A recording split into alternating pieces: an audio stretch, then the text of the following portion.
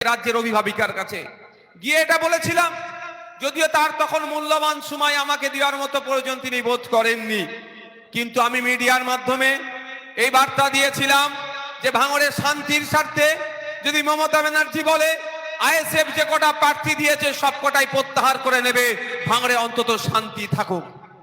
কিন্তু সে কথাই কর্ণপাত করেনি। নির্বাচনের সময় হিংসা করেছিল, তারপরে গণনার রাত্রে যখন একের পর এক সিটে হারতে শুরু করেছিল, যখন পরাজয় যখন তাদের হচ্ছিল, সেই সময় তারা মেনকে অফ করে দিয়ে তারা নির্বিচারে গুলি চালিয়ে একজন সাধারণ নাগরিককে খুন করেছিল, সাথে সাথে আমাদের পার্টির আরো দুইজনকে খুন করেছিল, যার মধ্যে হচ্ছে হাসান ভাই এবং রেজাউল ভাইকে তাদেরকে খুন করেছিল।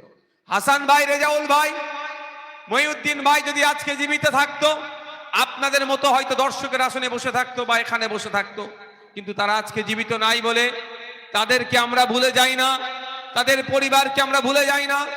আজকে পরিবারকে স্টেজে তুলে একটু সংবর্ধিত করেছি বলে ভাববেন না সারা বছর খোঁজ নাই না, এটা ব্যাপার নয়। আমরা সেই রাজনীতি করি না।